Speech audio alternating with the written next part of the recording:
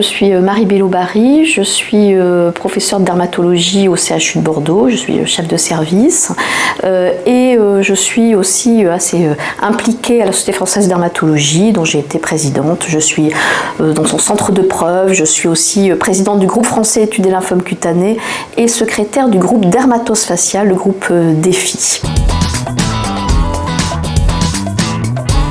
L'isotrétinoïde, c'est un médicament qui est apparu dans les années 80 et qui est connu souvent du grand public sous le nom de Roaccutane, qui était son premier nom lorsque c'était commercialisé par le laboratoire Roche. Et maintenant, le Roaccutane, la spécialité, le nom n'existe plus, mais la molécule, bien sûr, isotrétinoïde, existe encore et sous divers noms des laboratoires qui l'ont développé. C'est un médicament de la famille des rétinoïdes qu'on utilise principalement. L'indication, c'est l'acné.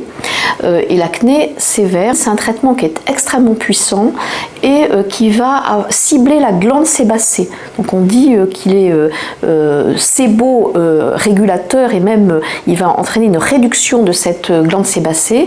Ça a aussi une action anti-inflammatoire très importante. Donc, si cela a cette action, eh bien deux conséquences. Un, c'est vrai que c'est un traitement qui est principalement pour des acnés soit modérés mais qui résistent au traitement classique, soit des acnés sévères ou très sévères.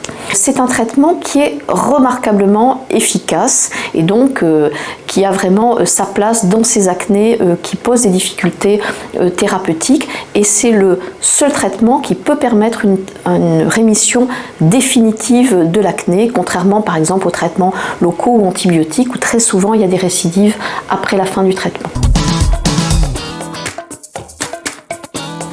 Alors c'est une molécule qui implique certaines règles de prescription, essentiellement parce que c'est un médicament qui doit être utilisé dans les bonnes indications d'acné qui le nécessitent, mais il y a également des règles de prescription concernant son caractère tératogène, c'est-à-dire que c'est absolument contre-indiqué pendant la grossesse et il ne faut absolument pas qu'une grossesse se déclenche pendant le traitement. Donc cela a amené l'ANSM à édicter des règles de prescription. Une des premières règles de prescription, c'est que c'est une prescription initiale par un dermatologue, qu'il soit en ville ou à l'hôpital, peu importe. Ensuite, le traitement peut être renouvelé par le médecin traitant, souvent en lien avec le dermatologue. Voilà, il y a cette prescription initiale.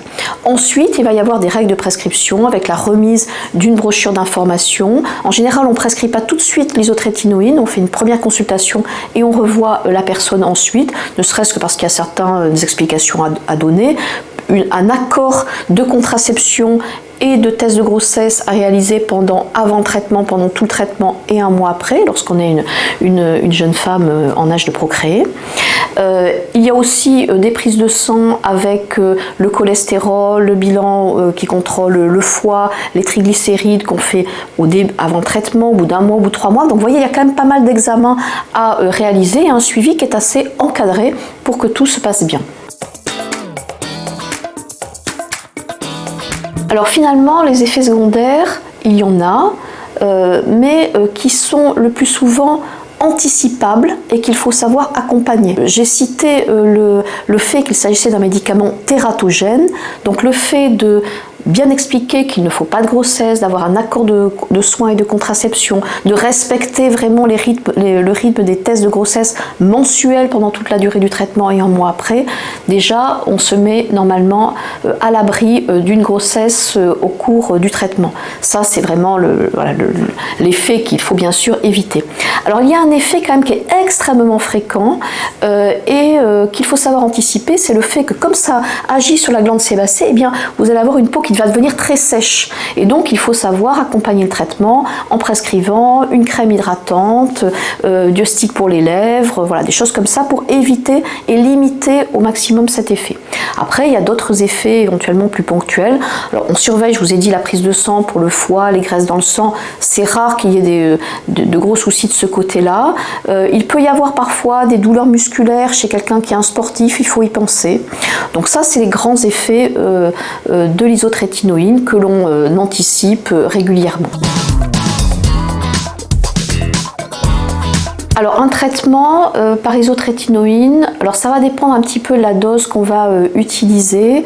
Souvent quand on utilise une dose un petit peu plus faible, parfois le traitement est plus prolongé. Grosso modo, c'est un traitement qui va durer à peu près dans les 6 mois de traitement.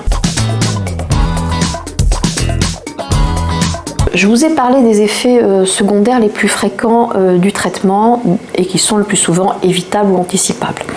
Alors il y a un autre effet qui a été pas mal discuté et cité sous isotrétinoïne, c'est éventuellement l'apparition d'une dépression, de troubles de l'humeur, et il y a eu des cas de suicide sous isotrétinoïne. Ces cas existent de manière incontestable.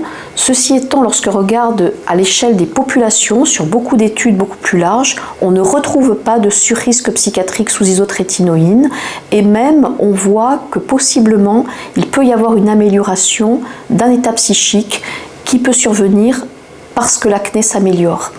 Alors qu'est-ce que ça veut dire? Eh bien ça veut dire que très probablement il y a un peu une combinaison de plusieurs facteurs.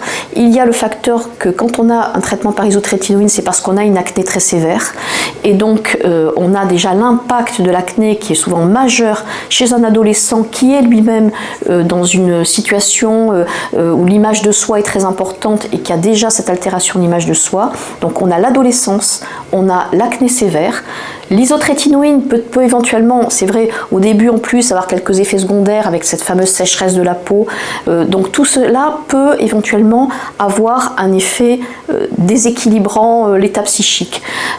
C'est possible, mais globalement l'isotrétinoïne n'a pas démontré de responsabilité directe dans ces troubles psychiques. C'est pas parce que je dis ça que j'exclus le fait qu'il y a bien sûr eu des situations à l'échelle individuelle où il peut y avoir des troubles de l'humeur plus ou moins sévères induits par l'isotrétinoïne. C'est pour ça que l'ANSM recommande que nous ayons, que ce soit avec les filles par rapport aux tests de grossesse, mais aussi avec les garçons, un suivi mensuel de nos patients sous isotrétinoïne. Alors, le principal traitement avec lequel on va combiner l'isotrétinoïne, c'est une crème hydratante. On va arrêter les traitements pour l'acné locaux parce que ça assèche la peau, et de toute façon là on va utiliser un traitement qui est vraiment puissant. Donc souvent c'est vraiment que des traitements hydratants, éventuellement pour se protéger du soleil parce que ça peut un peu aussi augmenter la sensibilisation par rapport au soleil. On arrête bien sûr tous les autres traitements comme les antibiotiques qu'on utilise parfois dans l'acné. Ça ne se combine pas. En revanche, par contre, il y a un traitement qu'on associe à l'isotrétinoïne, c'est la contraception, puisque il y a, bien sûr, comme je vous l'ai dit, elle est obligatoire sous isotrétinoïne. Absolument. En fait, c'est un traitement qui a montré son efficacité dans d'autres pathologies, et en particulier d'autres dermatoses faciales, en dehors de l'acné. Alors, si on reste que dans l'acné, on a montré que ça pouvait possiblement avoir un intérêt même dans des acnés qui ne sont apparemment pas si sévères mais qui sont souvent chroniques et résistantes, que sont les acnés de la femme adulte. Et donc là il y a encore une évaluation à faire et qui est en cours pour bien déterminer sa place en association éventuelle ou en relais après avec d'autres traitements. Ça c'est une première situation, mais si je sors du problème de l'acné, eh bien il peut y avoir une maladie de la peau qu'on appelle la rosacée, où on a la peau qui est rouge avec ce qu'on appelle de la coupe rose sur le visage, parfois des petites lésions qui sont comme ce qu'on appelle des pustules au niveau de la peau, des petits boutons blancs.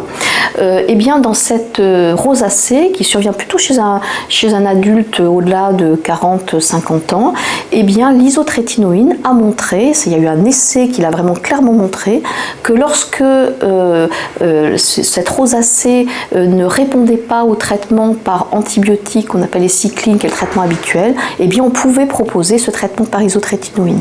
Et grâce aux données de cet essai, les données l'ensemble de la littérature, eh bien l'isotrétinoïne dans cette indication de la rosacée vient d'obtenir un cadre de prescription compassionnelle donné donc par l'ANSM et qui va permettre de pouvoir prescrire ce traitement chez les patients ayant des rosacées difficiles à traiter.